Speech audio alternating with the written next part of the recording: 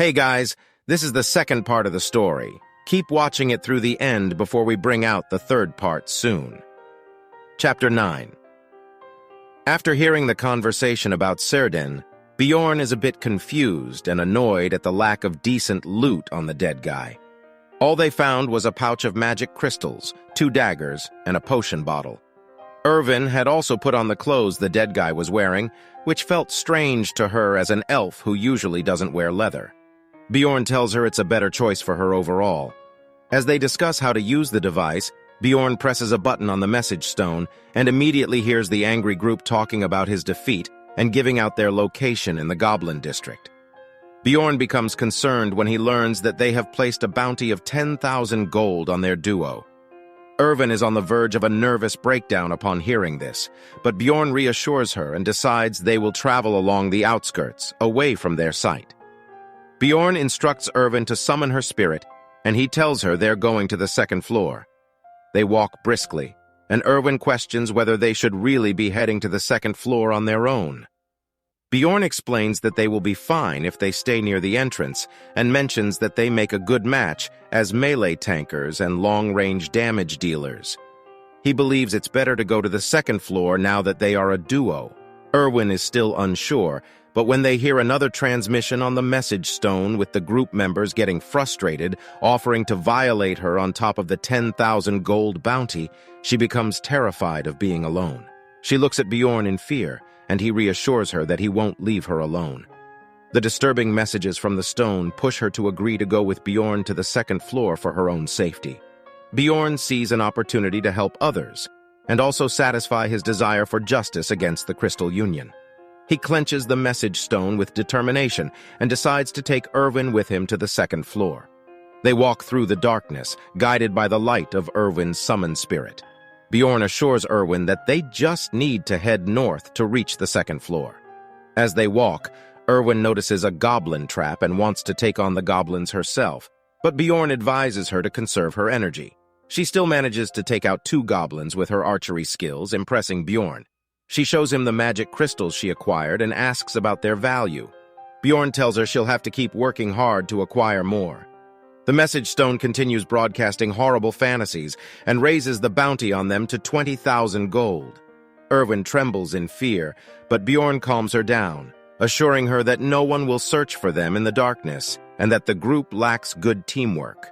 While continuing their journey, they encounter ghouls in the darkness, which surprises Bjorn as ghouls should only spawn in the south. They fight the ghouls together, gaining XP and progressing in their journey. On the 3rd day, they come across a trail of dried blood, leading Bjorn to realize that they are in the same place where he had suffered before. Irvin tries to console Bjorn, assuming he lost a comrade and mentioning that they probably went to heaven. Bjorn ignores her assumption and changes the topic, focusing on being ready for the second floor. Irvin admits she's scared but feels safe as long as they are together. With a notification window informing them that they've arrived at the Goblin Forest on the second floor, Bjorn and Irvin brace themselves for what lies ahead. Chapter 10. After emerging from the portal, Irvin gracefully landed on her feet while Bjorn clumsily fell on his backside. Irvin rushed to check if Bjorn was all right, secretly admiring her own agility. Knowing he couldn't match her elven grace, Bjorn acknowledged his own limitations as a simple and slow barbarian. Taking a moment to assess their surroundings, Bjorn confirmed they were in the Goblin Forest, relieved to see no immediate threats nearby. They both appreciated the presence of trees and stars in this unfamiliar environment. Irvin expressed surprise at the existence of a forest on the second floor, as it was something she had never heard of before. Bjorn explained that different portals on the first floor led to different regions on the second floor, such as the Goblin Forest in the north, the Beast Slayer region in the east, the Land of the Dead in the west, and the dark and rocky mountains in the south. Irvin recalled that all portals eventually led to the 3rd floor. When Bjorn asked if Irvin knew the way back to the city, she explained that the portal would close by itself, and after a certain amount of time, the labyrinth would expel them. Bjorn confirmed her explanation, stating the time limit was 240 hours on the second floor. He proposed exploring the area during the remaining 7 days they had before the labyrinth would eject them. Bjorn expressed gratitude for Erwin's efforts and asked her to lead the way, acknowledging her skills. As they moved forward, Erwin noticed traps in their surroundings and warned Bjorn to follow her steps. She activated one of the traps with a thrown rock, and Bjorn wondered if her fairy detection ability helped her spot them. He began to appreciate her even more, but kept his admiration hidden, commenting sarcastically on her rock-throwing skills before quickly complimenting her. Erwin blushed with happiness and couldn't contain her joy. Erwin then noticed that despite the traps being present, she couldn't sense any goblins nearby. Bjorn explained that the traps on the second floor were merely a terrain feature. He urged Erwin to focus on moving forward, emphasizing that goblins and mutated variants could be lurking in the shadows. They cleared traps in the nearby area, aiming to expand their search range while being cautious not to step on any traps. However, their peace was interrupted when Erwin sensed a group of goblins nearby. She estimated there were more than 10 goblins about 50 meters away. Not yet detected by the goblins, Erwin asked Bjorn what they should do. Bjorn decided they would engage in combat and asked how close they could get without being noticed. Erwin stated that if she were alone, she could get as close as 30 meters. Bjorn instructed Erwin to stick to their original plan as they approached the goblin group. Erwin located the goblins through the bushes and signaled Bjorn. She shot an arrow, and Bjorn positioned himself in front of her, charging at the goblin horde with his shield and hammer. He felt no fear, only excitement, and the spirit of a warrior. Bjorn fought fiercely, dispatching the goblins with his hammer while dodging their attacks. Erwin's arrows provided support, and Bjorn trusted that she had his back. With renewed determination, Bjorn prepared to eliminate the remaining monsters. Chapter 11. After an intense battle with the goblins, Bjorn and Erwin earned another experience point for defeating a warrior goblin. Bjorn collected 11 magic crystals from the encounter, which reminded him of how long it took him to acquire 44 crystals on the first floor. He was satisfied with their progress, but frustrated that they couldn't loot the warrior goblin's weapons or armor. Bjorn decided to give 2 magic crystals to Erwin, explaining that the sword-wielding goblins dropped crystals with higher value. She was thrilled and expressed her gratitude. They continued their journey deeper into the forest, excited to see how much they could accumulate by the end of their 4-day adventure. As they ventured further into the woods, they encountered goblin troops and even other explorers who had wandered into the second floor. Bjorn felt a sense of unease being near these other explorers, realizing that they posed a significant threat. He was particularly concerned because he now had Erwin to protect. Despite his worries, he found himself admiring Erwin's beauty and recognizing the problem it could potentially cause. Days passed and they engaged in numerous battles with goblin groups. Bjorn honed his skills and became an expert at fighting goblins, effortlessly dispatching them with his hammer.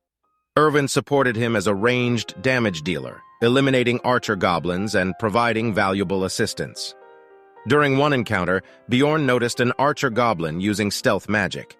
He quickly reacted, dodging the goblin's arrows and launching himself towards it, delivering a powerful blow that sent the goblin flying. Another XP point added to Bjorn's tally. After the battle, Bjorn suggested they take a break and Erwin gladly agreed, exhausted from their continuous goblin hunting. Bjorn squatted down near Erwin, realizing how tired she must have been as she slept soundly. He contemplated how their bond had grown through their shared experiences, and he found himself wanting to protect her.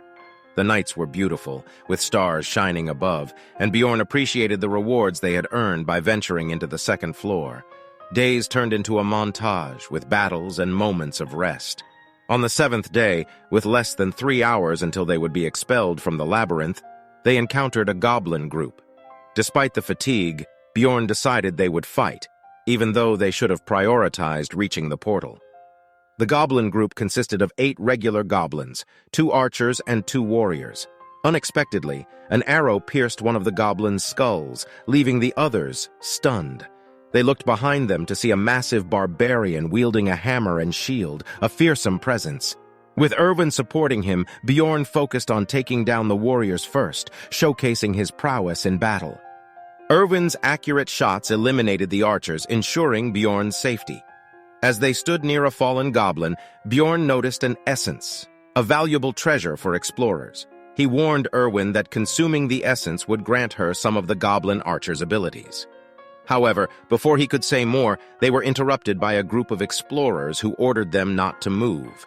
Recognizing these explorers as griefers, Bjorn sensed their intentions to steal the essence from Irwin. In a bold move, he pushed her onto the essence, causing her to fuse with it. The griefers erupted in anger, realizing their opportunity was lost. Bjorn positioned himself protectively beside Irwin and challenged the griefers to a fight. Confident and unafraid, Bjorn stared down the griefers, even though they were outnumbered. The griefers grew nervous, hesitant to engage in combat with the imposing barbarian. Chapter 12. Bjorn and Irwin quickly make a run for it, realizing they couldn't gain the upper hand in the battle and that their intimidation tactic failed. Bjorn instructs Irwin to keep running until she reaches the portal, and she dashes as fast as she can while asking Bjorn if the group of 4 from earlier would follow them to the first floor. Bjorn recalls how the leader, Headband, threatened revenge for the essence, and even if they didn't chase them, they would likely end up in the same place. Bjorn explains that their earlier encounter indicated that the group of 4 was planning to return to the first floor and leave the labyrinth, just like them. Irwin appreciates Bjorn's critical thinking and how he deduces the situation as they continue to run. Suddenly, Irwin senses a group of goblins approaching just 50 meters away. Bjorn suggests they avoid them, but Irwin delivers the bad news. The goblins are heading toward them. Bjorn is shocked by this turn of events. The goblins hadn't found them during the past few days, so how did they locate them now? He wonders if it's a coincidence, but realizes they have no choice but to face the incoming threat. Bjorn informs Irwin that she should use the powers she gained from consuming the goblin archer's essence. Each essence grants unique abilities, and Irwin's passive skill makes her arrows poisonous, while her active skill grants her stealth. Confused about how to use her new powers, Irwin looks to Bjorn for guidance. He reassures her that the essence is already working within her. Irwin begins to glow with the essence's power, feeling it surge through her body. Bjorn entrusts his bag to her and decides to confront the goblins alone, while she looks for the crossbow-wielding individual, remaining invisible to the goblins. Irwin is terrified for Bjorn's safety, but he insists there's no time to dwell on emotions. He instructs her to stay hidden until he gives her the signal, emphasizing that there will only be one shot. With determination, Bjorn charges into the forest towards the goblins, leaving Irwin behind. As Bjorn engages the goblins head-on, he realizes that Headband and his crew haven't shown themselves since the crossbow attack earlier. He assumes they are waiting for him to defeat the goblins before making their move. Bjorn fights with all his might, but the injuries begin to accumulate as the goblins cut him relentlessly. He notices a dagger-wielding goblin attacking from behind, but he manages to throw it off and crush its head with his shield. Bjorn fights valiantly, but the crossbow bolts present a new challenge. He chooses to block the bolt with his shield, causing him to stumble backward while enduring the pain. Another goblin strikes him with a dagger, leaving a deep wound in his arm. Bjorn decides to discard his hammer, realizing it won't be as useful in this situation. With his arm poisoned and unable to move, he relies on his shield as his primary weapon. More goblins appear, but Bjorn continues to push forward, flinging them away with his shield. Eventually, the goblins retreat, realizing the ferocity of Bjorn's rage. As Bjorn catches his breath, the cowardly Headband and his crew emerge from the bushes, wearing smug expressions. The crossbow wielder is absent. Headband expresses his admiration for Bjorn's ability to defeat the goblins, but demands to know Irwin's whereabouts. Bjorn refuses to provide any information and challenges them to fight. Headband and his crew decide to engage him, underestimating his energy despite his injuries. Bjorn smirks, amused by their ignorance. Sensing the imminent battle, he raises his hand to give Irwin the signal, pondering what unique gesture would be understood only by people in this world. With a mischievous smile, Bjorn raises his poisoned arm and shows them his middle finger, satisfied with his chosen signal. Chapter 13. Bjorn raised his middle finger defiantly, a gesture of power that caught everyone off guard. His mind raced, wondering if Irvin had recognized the signal. The headband-wearing men and the boys were bewildered by Bjorn's barbaric act, unable to comprehend its meaning. Bjorn, however, had no choice but to trust Irvin and charge at his enemies, despite his injured arm. With his shield, he clashed against Headband's sword, feeling the overwhelming might of the barbarian hero. Elias, the samurai, joined the fray, swinging his sword at Bjorn's shield. Bjorn knew he couldn't back off and decided to be aggressive towards the samurai. Despite his efforts, the samurai's agility proved unmatched, easily dodging Bjorn's attacks. Bjorn realized he needed to keep them occupied, even if he couldn't defeat them. While the fight ensued, Headband attempted a backstab, catching Bjorn off guard. Bjorn worried about Irvin's safety, fearing she might have been defeated by the crossbow-wielding enemy. Amidst the chaos, an arrow came flying from the bushes, surprising both the shield-wielding man and the samurai.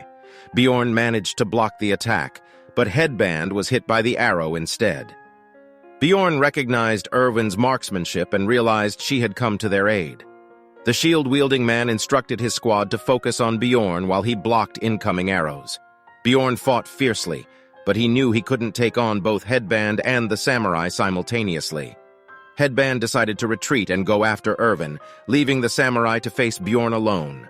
Bjorn understood he had to trust Irvin to handle Headband and focused on his duel with the samurai. Their weapons clashed, and Bjorn taunted the samurai, attempting to break his will. Bjorn's strength and strategy proved superior as he knocked the samurai off balance, using his shield as a powerful weapon. In a surprising move, Bjorn launched his shield as a projectile, striking the unshielded man. Seizing the opportunity, Bjorn confronted the samurai, overpowering him with a brutal assault. In a fit of rage, he bit the samurai's head off, a display of the barbarian's relentless fury.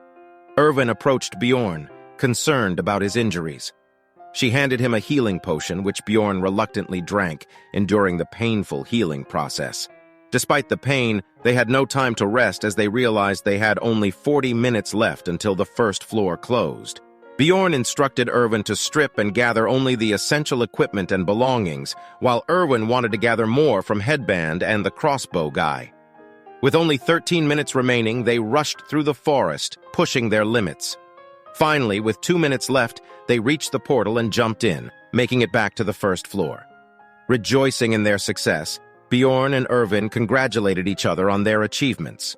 Bjorn wanted to discuss something important with Irvin, but realized they were being transported to different locations. He struggled to remember the name of the tavern where they were supposed to meet in Rafdonia. In the final moments, he recalled the name and told Irvin to meet him at the Black Whale Tavern. As the labyrinth closed, Bjorn found himself back in Rafdonia, surrounded by the bustling city. Though disappointed to be alone again, he was relieved to be out of danger. Bjorn knew their paths would cross again and looked forward to their reunion at the Black Tavern. He was back in civilization, ready for whatever challenges awaited him next. Chapter 14. Bjorn found himself in the ever-changing realm of the labyrinth, where time flowed differently with each entry. As he reset his clock, he encountered a tall barbarian named Karak, who seemed popular among the crowd. Another barbarian named Serum joined them, and Bjorn was relieved to see both of them safe. A gathering of barbarians ensued, where they excitedly shared their experiences within the labyrinth. Bjorn noticed Karak's immense popularity and wondered about the reason. The barbarians, including Bjorn, decided to head to the bravery checkpoint to have their magic crystals counted. At the checkpoint, a mathematical genius lady tallied the magic crystals, ranging from thousands to tens of thousands. The crowd cheered as Karak emerged with 40,000 magic crystals, solidifying his status as a champion among the barbarian clans. However, Bjorn surprised everyone when his magic crystal count reached an astonishing 182,413, surpassing any previous record.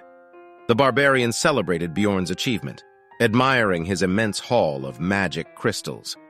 They also noticed his newly acquired hammer, shoes, and bag, which sparked their envy.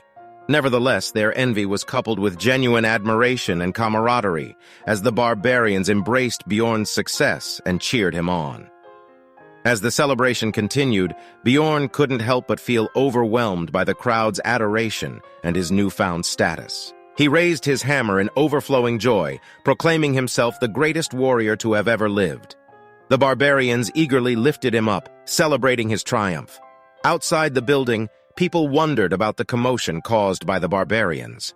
They dismissed it as typical barbarian behavior, while the squad decided to linger outside the checkpoint, continuing their revelry.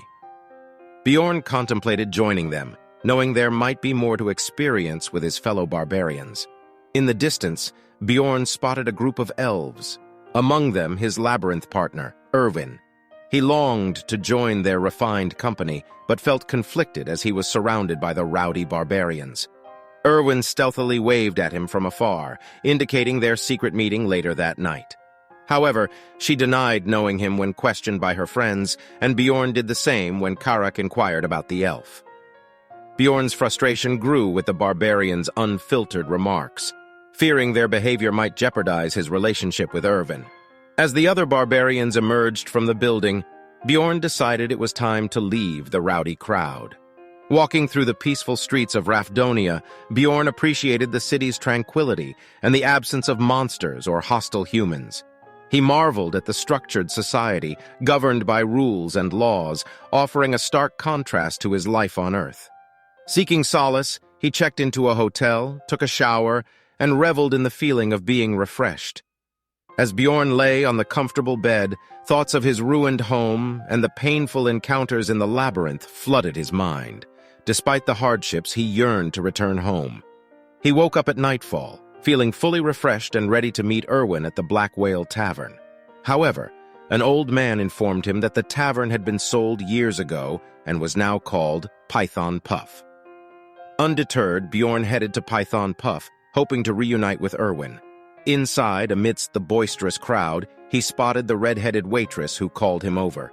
To his surprise, the blessed elf from earlier was also present. The short-haired woman, Erwin's sister named Teresia, confronted Bjorn, angry about his behavior of asking Erwin to join him in the middle of the night inside some tavern. Chapter 15. Bjorn found himself in a tricky situation, as Erwin's overprotective elder sister took it upon herself to scold him for supposedly calling Erwin to an inappropriate tavern and standing her up. Teresia insulted Bjorn, calling him a thick-skinned barbarian, which he knew wasn't entirely accurate. Bjorn countered her accusations, stating that he had walked out of the dungeon in the afternoon and couldn't have been responsible for what happened last night. However, to his despair, he learned that it had already been a whopping 30 hours since they left the labyrinth. Bjorn felt like a complete idiot for oversleeping an entire day. Wanting to address Erwin directly, Bjorn asked her how long it had been since they left the labyrinth. He realized that Teresia's anger towards him was misplaced when he discovered that Erwin was unaware of the time-lapse as well. Bjorn apologized for his oversight, acknowledging that he had indeed overslept, and it wasn't intentional. While it was unusual for him to apologize, Teresia's reaction to his sincerity surprised both her sister and Bjorn. Teresia, although still harboring racist views towards barbarians, began to see that Bjorn was not the mindless savage she had assumed him to be. Teresia continued her insults, calling Bjorn a beginner and a savage, further fueling their argument. In the midst of their bickering, Teresia slammed a bag filled with 350,000 magic stones on the table, essentially telling Bjorn to take it and leave Erwin's life. Bjorn was taken aback by the gesture, unsure why Teresia was offering him such a substantial sum. He questioned her intentions, and she clarified that the stones were the amount Erwin had earned from selling the essences. Teresia's actions made Bjorn realize that she wanted him to leave, but he was determined to have a private conversation with Erwin. Despite Teresia's reluctance to leave, Erwin intervened and assured her sister that she could handle the conversation herself. Teresia reluctantly agreed to give them privacy, but not before asking Bjorn to swear that he wouldn't sleep with Erwin. Bjorn, amused by the request, decided to play along and swore on his warrior's honor, although he found the whole situation absurd. With Teresia finally leaving, Erwin expressed her gratitude to Bjorn for saving her and keeping her safe in the labyrinth. Erwin then mentioned that she wanted to repay Bjorn for his help, as she had promised earlier. Bjorn initially felt uncomfortable accepting repayment for something he did out of kindness, but Erwin insisted. She suggested they have a celebratory drink together, following the tradition of a first return drink in Elven culture. Bjorn agreed, expressing his gratitude to Erwin, and they ordered food and drinks. As they enjoyed their meal and drinks, Erwin praised Bjorn for his skills in the labyrinth, acknowledging him as a great teammate. With their mugs raised in a toast, they celebrated their achievements and shared a heartfelt moment. Erwin noticed that Bjorn was wearing a shirt that day, and she admired him, slightly intoxicated by the alcohol. Bjorn decided it was time to discuss more important matters and asked Erwin if she still wanted to repay him. With a mischievous smile, she asked him what he had in mind, but Bjorn couldn't reveal his proposition in the current setting. Blushing, Erwin suggested they head up to his room, implying a more intimate setting to continue their conversation. Chapter 16. Outside Bjorn's door, there was the sound of a woman moaning, as Bjorn instructed her to spread wider. He was sweating and exerting himself while she moaned and screamed louder. It appeared that Bjorn had her in a peculiar chokehold, causing Erwin to scream in pain, warning him that he might dislocate her shoulder. Eventually, Bjorn released her when she swore on her family and cried in agony. She couldn't believe she was still alive after the intense ordeal, thinking she might have lost her arm. Bjorn seemed annoyed, but asked her if she felt any changes in her mindset since leaving the labyrinth, like overthinking or impatience, as he wanted to understand the effects of different stats. Although she couldn't be sure, she mentioned craving cookies upon leaving the labyrinth, wondering if the obsession stat increased desires. Despite wanting to explore more, Erwin expressed her sleepiness, and Bjorn decided it was time to rest. They put out the candles, allowing the moonlight to dimly brighten their shared bed space. Before falling asleep, Bjorn recalled a promise he made to her sister not to sleep with Erwin. However, seeing her sleeping peacefully on his chest, he disregarded the promise, knowing it referred to a different kind of sleeping together. In the morning, they brought all the loot they had gathered back to Bjorn's rented room. Erwin asked if Bjorn planned to sell everything. He replied that he would sell most of it but keep a few items for himself. Erwin expressed interest in a leather outfit with a gorgeous belt, and Bjorn agreed, subtracting its value from her share. They embarked on a merchant spree, selling their wares for substantial amounts of money. The sword alone fetched 350,000 stones, and after additional sales, they accumulated a total of 1,450,000 stones. Erwin was awestruck, feeling disbelief and requesting Bjorn to pinch her to confirm it was real. Bjorn, absorbed in mental calculations, realized he would still have 1.3 million stones after giving Erwin her share, the most money he had ever made in the game. They walked out into the street, planning to part ways soon. Although they agreed to walk together to Central Square, Erwin wished they could spend more time together. As they approached the town square, they noticed a large crowd gathered around a guillotine, indicating an ongoing execution. The man being executed had failed to pay taxes, a crime punishable by death. The scene was gruesome, and people in the crowd dipped their bread into the spilled blood, believing it brought financial luck. Bjorn learned about the escalating taxes for non-humans, realizing the importance of becoming stronger to afford them. Later, Bjorn arrived at the library and found Einar, the second or third daughter of someone, using a book as a pillow. He woke her up, and they exchanged greetings. Bjorn was pleasantly surprised to see her seeking personal growth through studying, recognizing that the monsters in the labyrinth were not their only enemies. Einar planned to visit the shrine to learn reading and writing, promising to repay Bjorn for his advice. They bid each other farewell, and Bjorn turned his attention to finding a book in the vast library. He approached the drowsy librarian, a blue-haired girl, and asked for assistance who wakes up after he starts calling out to her. Thanks for staying with us this whole time. This will be all for today, and if you want to support the channel just like Erwin by becoming an elf companion, think of the channel as Bjorn. Comment whether you want part 3 of the story and check out my other videos on the channel as well in the meantime. See you again until then. See you next time.